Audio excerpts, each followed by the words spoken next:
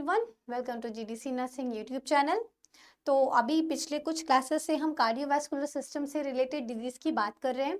आज उन्हीं में से एक नई डिजीज के बारे में बात की जाएगी, that is a rheumatic heart disease.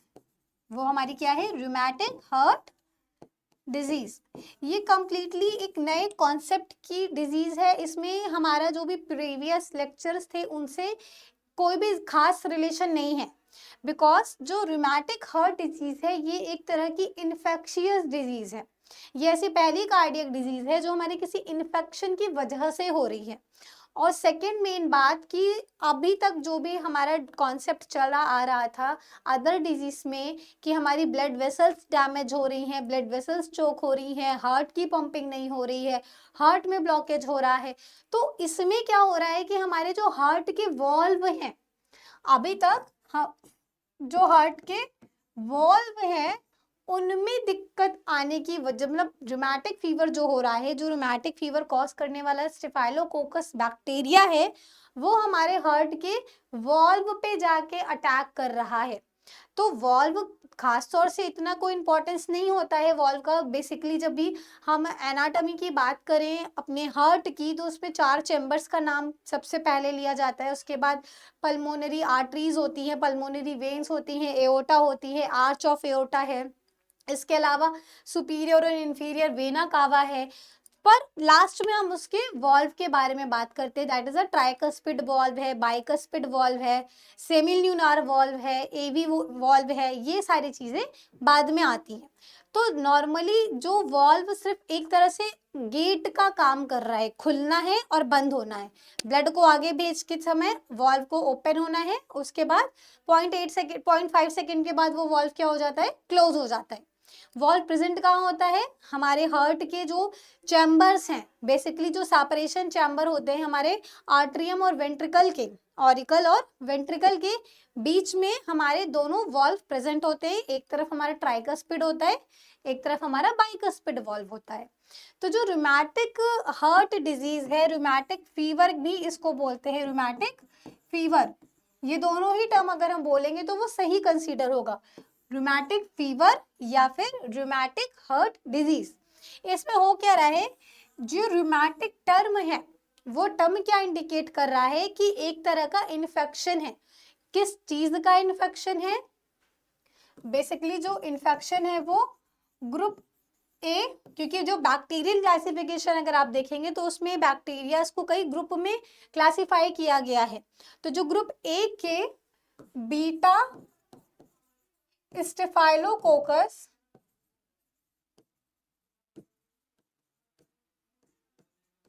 Staphylococcus breed का जो बैक्टीरिया होता है, जो स्टेफाइलोकोकस ब्रीड का बैक्टीरिया होता है वो हमारे वॉल्व में जाकर अटैक करता है, जिसकी वजह से वो रूमेटिक हार्ट डिजीज में कन्वर्ट हो जाती है। इसके अलावा जो रूमेटिक फीवर है ये सिर्फ हार्ट पे ही नहीं, हमारी बॉडी के जॉइंट्स पे, ब्रेन पे और भी अदर ऑर्गन को अपना टारगेट साइट बनाता है और वहां पे जाके वो अटैक करता है और उसी के साथ साथ अपनी ब्रीडिंग को स्प्रेड करता है। दैट मीन्स अगर एक भी बैक्टीरिया हमारे बॉडी के अंदर इंटर कर गया और वो बाय रीजन किसी भी एरिया में, दैट मीन्स सपोज अगर वो हमारे ब्रेन में चला गया या फिर हार्ट में चला गया या फिर जॉइंट्स में चला गया, तो वो वहां पर क्या करेगा? अपने नंबर को इंक्रीज करेगा, अपनी स्प्रेडिंग करेगा, बढ़ाएगा। बढ़ाने के साथ साथ जब वो हमारे इम्यून सिस्टम के साथ फाइट करेगा, काफी लंबी फाइट होने के बाद जब हमारा इम्यून सिस्टम हार जाएगा थक हार के, तब क्या होगा? ये बैक्टीरिया अपने आप को ग्रोथ करना शुरू कर देगा। तो उसके बाद क्या होगा? जो भी इस बैक्टीरिया के फीचर्स होंगे, नंबर ऑफ कॉलोनीज का फॉर्मेशन करेगा, एक जगह से एक ऑर्गन से दूसरे ऑर्गन पे जब ट्रांसफर होगा, ब्लड के थ्रू, ट्रांसपोर्टेशन प्रोसेस के थ्रू वो ट्रांसफर होगा, अदर ऑर्गन को भी धीरे धीरे क्या करेगा? डैमेज कर देगा। तो चलिए देखते हैं इसकी ईटियोलॉजी, पैथोफिजियोलॉजी और इसका मैनेजमेंट, ट्रीटमेंट, क्या कैसे हम इस चीज को कंट्रोल कर सकते हैं, इसके बारे में कैसे अवेयर हो सकते हैं। तो सबसे पहले ये जानते हैं कि रूमेटिक फीवर या फिर रूमेटिक हार्ट डिजीज, ये दोनों हमारा क्या है, सेम है, एक ही चीज है। इसके बाद ये स्प्रेड किसके वजह से हो रहा है, हमारा बीटा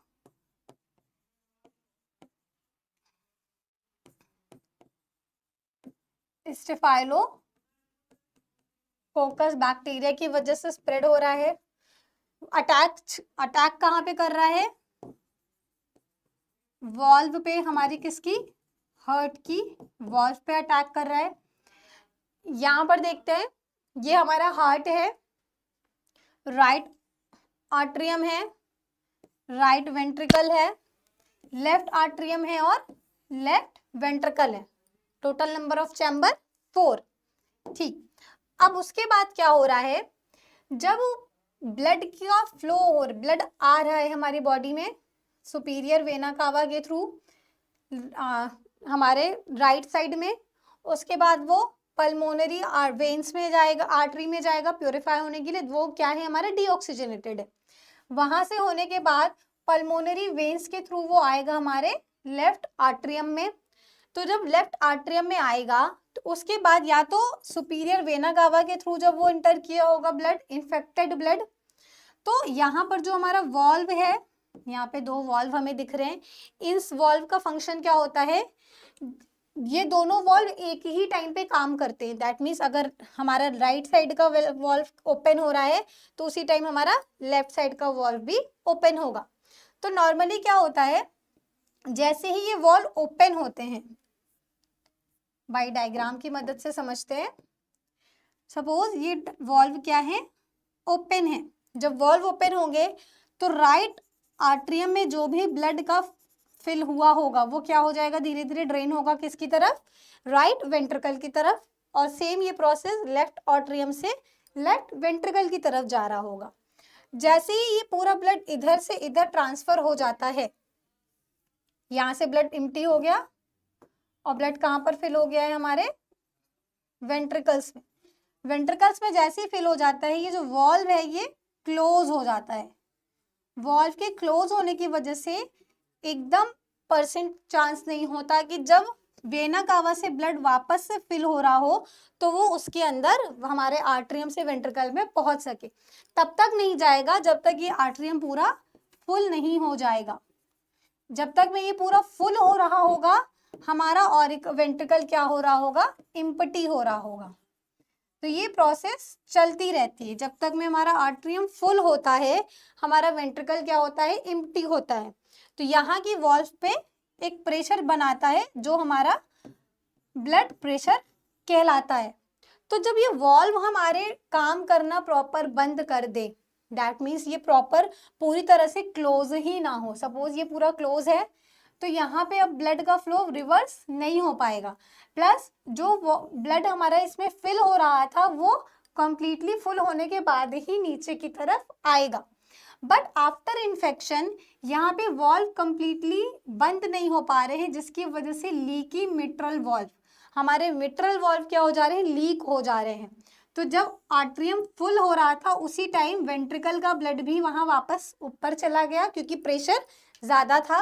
साथ ही साथ जब ये फिल हो रहा था तो कुछ ब्लड इसका यहाँ पर आ गया।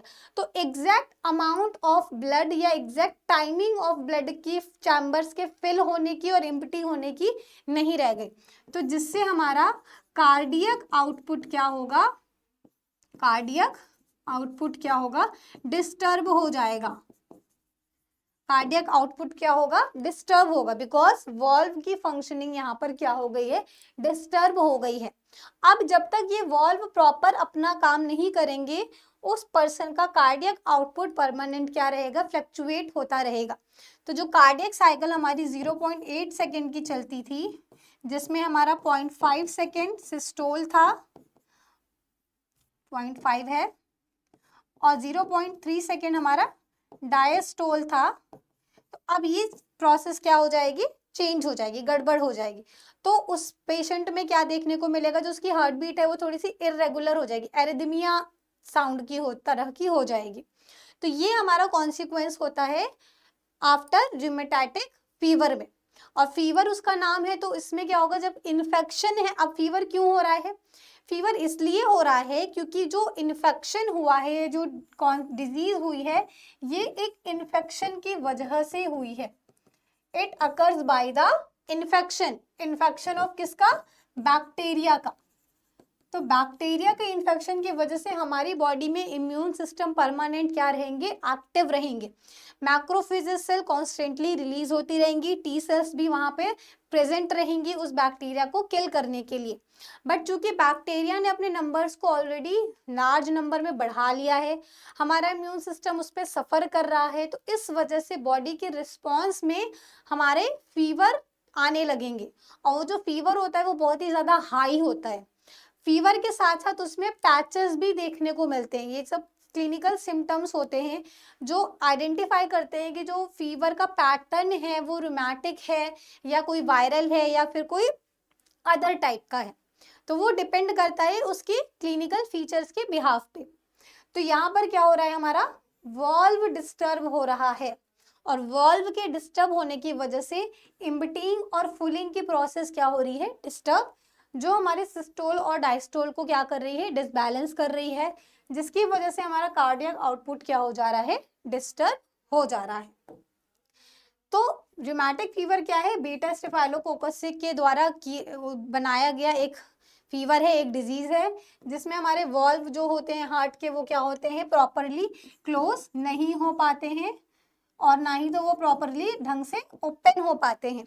जब ओपन और क्लोज नहीं होंगे क्योंकि वहां पे इन्फेक्शन हो चुका, सॉरी इन्फ्लामेशन हो गई है, वॉल्व क्या हो चुके हैं? स्वेल हो गए हैं।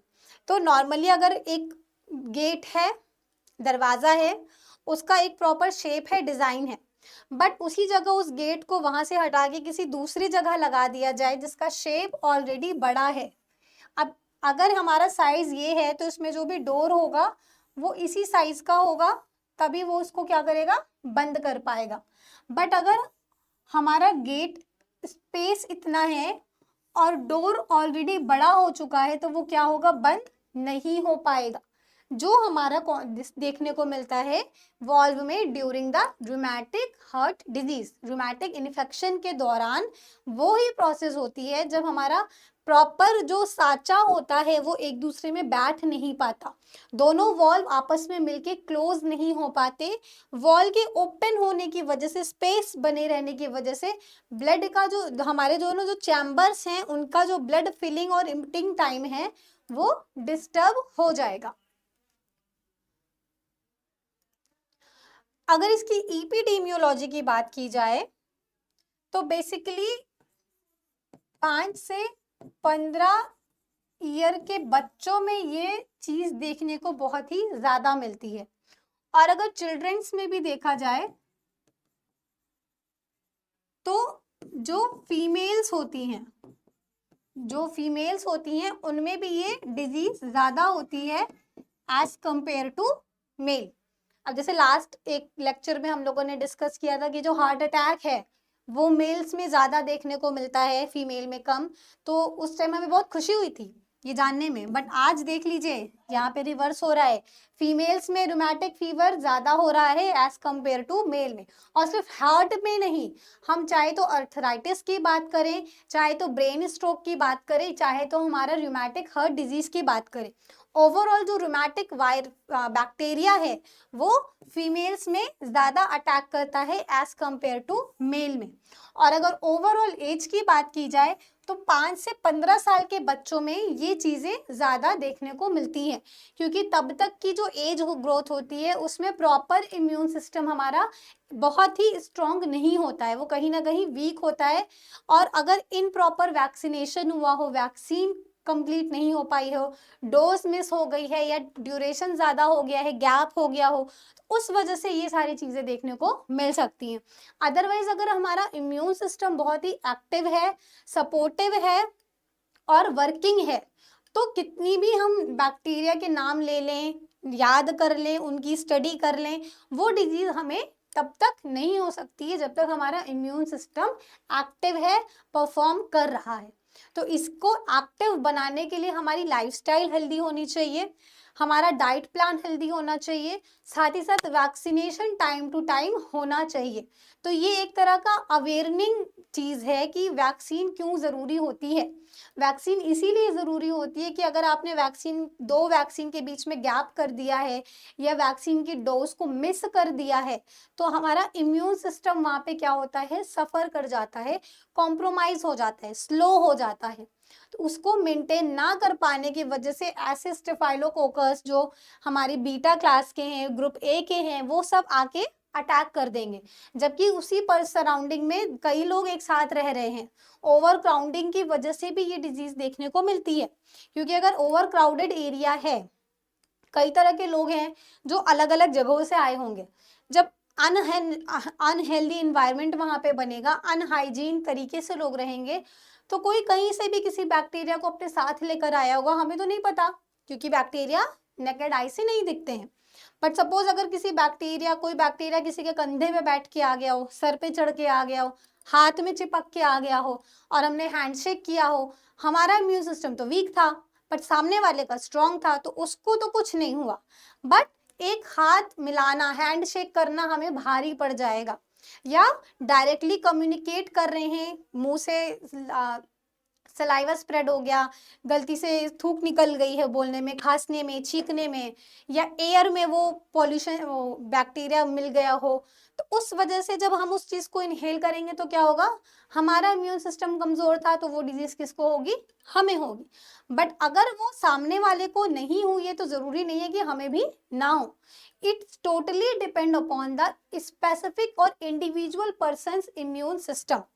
इम्यून सिस्टम एक्टिव है तो किसी भी तरह का स्ट्रॉन्ग से स्ट्रॉन्ग वायरस, बैक्टीरिया, फंगस कुछ भी हमें इफेक्ट नहीं करेगा।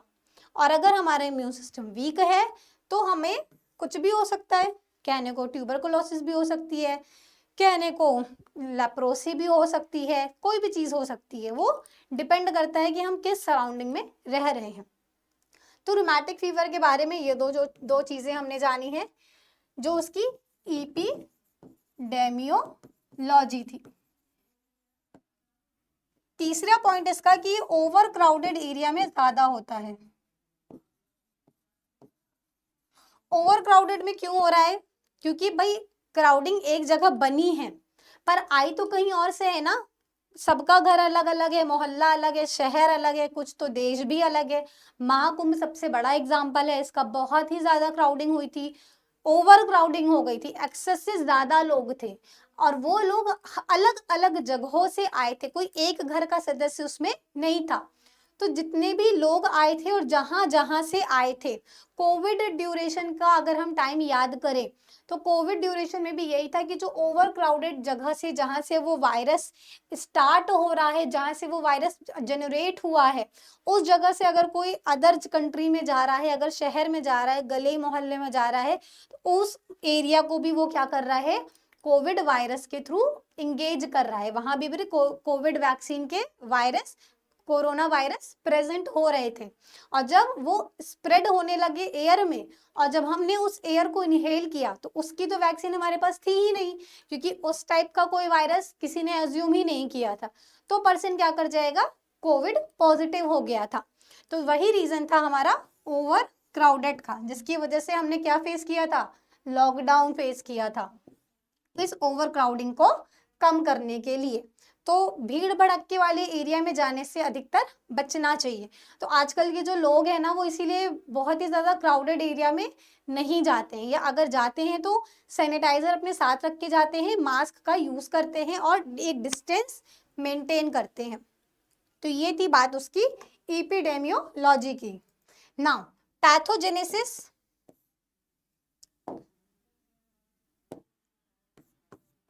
पैथोजेनेसिस क्या हो रहा है, पैथोजेनेसिस में होगा क्या, बैक्टीरिया है, बीटा स्टेफाइलोकोकस सपोज, ये बैक्टीरिया है रॉड लाइक, ठीक। अब क्या होगा, जब कोई पर्सन एयर इनहेल करेगा या फिर उसके जब ये बैक्टीरिया अंदर जाएगा, जरूरी नहीं है कि इनहेल के प्रोसेस से ही जाए, खाना खाते समय भी हमारे फूड में वो बैक्टीरिया प्रेजेंट हो सकता है, पानी पीते समय उस वाटर में वो प्रेजेंट हो सकता है। तो बीटा स्टेफाइलोकोकस जो कि हीमोलिटिक होता है, वो क्या करेगा, सोर थ्रोट क्या होता है, जो हमारे बकल कैविटी में ऊपर की तरह एक वोल्वा होता है, उस थ्रोट पे जाके वो सबसे पहले स्टिक हो जाता है, क्योंकि जाते ही वो अपना टारगेट नहीं ढूंढेगा ना, पहले वो थोड़ा सा स्टोर होगा, रिलैक्स करेगा कि हाँ अपने टारगेट तक हम पहुंच चुके हैं, हमें एक नया होस्ट मिल गया है। अदर बैक्टीरियाज को भी बता देते हैं, नहीं तो खुद के बैक्टीरिया बना लेंगे, जो भी चीजें हो। पैथोजेनेसिस में यही होगा कि जो भी बीटा स्टेफाइलोकोकस हमारा हीमोलिटिक बैक्टीरिया इंटर करेगा हमारे बक्कल कैविटी के थ्रू, तो सोर थ्रोट को कॉज करेगा, रेडनेस ऑफ माउथ, जो ऊपर का एरिया होता है वो रेड हो जाता है। साथ ही साथ फेरेंजाइटिस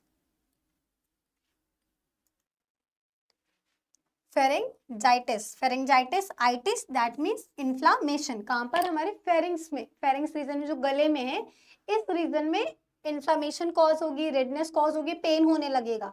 तो यहाँ पर क्या होगा, और ये बच्चों में चीजें देखने को मिलती भी हैं एक्चुअली में, फेरेंजाइटिस या फिर सोर थ्रोट। इन दोनों का रिस्पॉन्स के बाद जो स्टेफाइलोकोकस बैक्टीरिया है वो एम प्रोटीन, एक काइंड का प्रोटीन होता है, उसका एक नाम नहीं है, कोडिंग है, एम प्रोटीन का फॉर्मेशन करेगा उस एरिया के अंदर अपने आप को स्ट्रॉन्ग बनाने के लिए। उस एम प्रोटीन को ब्रेक करने के लिए, उनको तोड़ने के लिए हमारी एंटीबॉडीज बनेंगी। एंटीबॉडीज किसके अगेंस्ट में, against M protein. M protein से में यहाँ पर अब protein that is the antigen, हम इसको एंटीजन बोल सकते हैं, बिल्कुल बोल सकते हैं, क्योंकि ये फॉरेन पार्टिकल ही है। एंटीजन और एंटीबॉडी की यहाँ पे क्या होगी, कॉम्प्लेक्स रिएक्शन होने लगेगी। उस कॉम्प्लेक्स रिएक्शन, ये तो एक मजाक था, इसको लिखना मत अपने इसमें। Sore throat, pharyngitis, then staphylococcus क्या करेगा, एम प्रोटीन का फॉर्मेशन, एंटीबॉडीज बनेंगी उसके अगेंस्ट में। एंटीबॉडी बनने के बाद वो यहाँ पर क्या होगा, सपोज ये हमारा एंटीबॉडी है और ये एंटीजेंस हैं, तो अब ये क्या करेंगे, गेम नहीं है, ये क्या करेंगे, एक कॉम्प्लेक्स बनाएंगे, ठीक, एंटीजन एंटीबॉडी का कॉम्प्लेक्स बनेगा, और ये कॉम्प्लेक्स अब हमारे ब्लड में मूव करने लगेगा। अभी तक तो वो कहाँ पे था, फेरिंग्स में था, थ्रोट में था। जैसे ही हमारी एंटीजेंस एंटीबॉडीज एक्टिवेट हो गई, तो वो क्या करने लगेंगी, वहां पर ब्लड में ट्रेवल करने के बाद वो अपने होस्ट को आइडेंटिफाई करेंगी। होस्ट चाहे तो हमारा हार्ट हो सकता है, ब्रेन हो सकता है, या फिर जॉइंट्स हो सकते हैं। अब इन सभी की वो क्या करेगा, सेल डैमेज। हार्ट की कौन सी सेल, हार्ट की वॉल्व को, वो मिट्रल वॉल्व जो होते हैं, एवी वॉल्व जो होते हैं, किसी भी वॉल्व पे जाके वो क्या करेगा, वहां पर डैमेज करेगा, उस सेल को डैमेज करेगा, वहां पे इंफ्लामेशन कॉज करेगा, वहां पे रेडनेस कॉज करेगा, या उस वॉल्व को कंप्लीटली डैमेज कर देगा। तो अगर ये इसको ट्रीट नहीं किया गया एक ड्यूरेशन के अंदर, तो हमारे जो वॉल्व है वो कंप्लीटली क्या हो जाएंगे, अनफंक्शनल हो जाएंगे, तो जिससे पेशेंट की डेथ भी हो सकती है। अगर वो ब्रेन में है तो उससे पेशेंट कोमा में भी जा सकता है, जॉइंट्स में है तो वो अर्थराइटिस से सफर कर सकता है। तो ये तो थी उसकी पैथोजेनेसिस, कि वो किस तरह बॉडी में इंटर कर रहा है, इंटर करने के बाद वो अपना प्रोटीन बना रहा है, प्रोटीन के अगेंस्ट में एंटीबॉडीज कॉम्प्लेक्स बना के ब्लड में ट्रेवल कर रही हैं, फिर अपने होस्ट को आइडेंटिफाई कर रही हैं, और उसी के अकॉर्डिंग वो हमारे बॉडी में वो ट्रेवल करता रहेगा। और सिर्फ हमारे इसमें ही नहीं, वो साथ ही साथ सम टाइम रेयरली होता है कि वो स्किन पे भी अटैक करे, स्किन में अटैक करने के बाद उसके फीचर क्या होते हैं, पैचेस पड़ जाते हैं। तो अगर इनके सिम्टम्स देखें कि रूमेटिक फीवर के सिम्टम्स क्या क्या होते हैं, तो सोलोन रेड टॉन्सिल, टॉन्सिल जैसी समस्या बनने लगती है बार बार, क्योंकि हमारे सोर थ्रोट में ही वो सबसे पहले जाके अटैक कर रहा है, जहां पर वो एम प्रोटीन का फॉर्मेशन कर रहा है। उसके बाद मसल एक, मसल्स में पेन होने लगेगा। Small bumps under the skin, चेहरे स्किन के अंदर से दाने दिखाई देंगे, ऊपर सुपरफिशियल पे उभरे हुए दाने नहीं, अंदर से चकत्ते के रूप में दिखाई देने लगेंगे। Chest pain, abnormal heart beat, heart beat क्यों, कार्डियक आउटपुट के डिस्टर्ब होने की वजह से। फीवर, फीवर क्यों, इन्फेक्शन की वजह से। सोलोन टेंडर एंड रेड ज्वाइंट क्यों, ज्वाइंट्स में जाके बसने के लिए, कॉलोनी कहाँ पे बसा ली अपनी दुनिया, ज्वाइंट्स में बना लिए। तो जब ज्वाइंट्स में बना ली है तो क्या होगा, वहां पे स्ट्रेंथ, मतलब जो हमारा फ्लेक्सिबल नेचर है ज्वाइंट्स का, वो क्या हो जाएगा, रिजिड हो जाएगा। अनएक्सप्लेन्ड और ऑनगोइंग हेडेक क्यों, भाई साहब कहाँ चले गए हैं, हमारे ब्रेन में, जो बैक्टीरिया है वो कहाँ चला गया, ब्रेन में। Feeling overly tired all the time, हर समय थकान लगना। फिर कुछ इस तरह के रेड रैशेस दिखाई देने को भी मिल सकते हैं, जो मेन एग्जैक्टली फीचर होता है, साइन और सिम्टम होता है रूमेटिक फीवर के लिए। कि डॉक्टर, जब आप बच्चे को लेके डॉक्टर के पास जाएंगे तो वो यही पूछेगा कि फीवर अगर आ रहा है तो कोई चकत्ते वगैरह तो नहीं आ रहे हैं, चकत्ते आ रहे हैं तो उसका पैटर्न कैसा है, या वो किस कलर के हैं, पैचेस कैसे हैं। तो फिर वो स्किन सेंसिटिविटी टेस्ट भी करते हैं कि कहीं कोई एलर्जिक रिएक्शन तो नहीं हुई है। तो बेसिकली अगर एलर्जी की बात की जाए तो ये जो रूमेटिक फीवर है ये हमारा हाइपर सेंसिटिविटी रिएक्शन की वजह से हो रहा है, जिसमें हमारी state type 3 hyper sensitivity reaction involve हो रही है। टाइप 3 हमारी कौन सी थी, कॉम्प्लेक्स एंटीजन एंटीबॉडी रिएक्शन की वजह से होने वाली रिएक्शन है, डिजीज है ये रूमेटिक फीवर। तो ये तो सारा हम कवर किया गया था।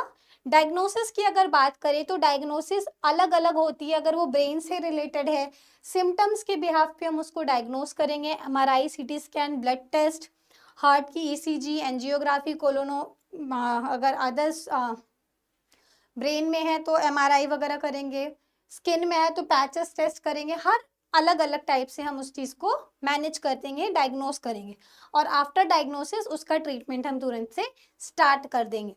ट्रीटमेंट के स्टार्टिंग में कुछ एंटीबायोटिक्स भी साथ में चलती हैं कि उस बैक्टीरिया को वहां से वो खत्म कर सके, और साथ ही साथ कुछ सिम्टोमेटिक ट्रीटमेंट रिलीफ के लिए भी दिया जाता है कि सिम्टम्स को रिड्यूस किया जा सके। फीवर के लिए हम एंटीपायरेटिक ड्रग्स देंगे, ईचिंग के लिए एंटीहिस्टामिनिक ड्रग देंगे, और पेन के लिए हम उसको एनेसाइड्स वगैरह कुछ दे सकते हैं, या फिर मॉर्फिन के ड्रग्स दे सकते हैं अगर बहुत ही सीवियर पेन है तो। माइल्ड में हम नहीं दे सकते, उसको प्रिस्क्राइब नहीं करेंगे। तो ये ओवरऑल मैनेजमेंट था हमारे रूमेटिक फीवर के बारे में। तो रूमेटिक फीवर का आज हम लोगों ने क्या क्या सीखा है। पहली बात कि ये ग्रुप ए के बीटा स्टेफाइलोकोकस हीमोलिटिक बैक्टीरिया की वजह से हो रहा है, जो कि हमारी बॉडी के ब्रेन, हार्ट, स्किन और ज्वाइंट्स को टारगेट कर रहा है। साथ ही साथ इसका जो कॉन्सेप्ट है वो हमारे वॉल्व को जाके डैमेज कर रहा है। तो ये सारी चीजें इसकी की पॉइंट थे, की फीचर्स थे रूमेटिक फीवर के बारे में। तो अगर आपको ये वीडियो इंटरेस्टिंग और यूजफुल लगी होगी तो प्लीज लाइक जरूर कीजिएगा। कोई भी डाउट है तो कमेंट बॉक्स में हमें जरूर बताइएगा। Thanks for watching, do like, share and subscribe.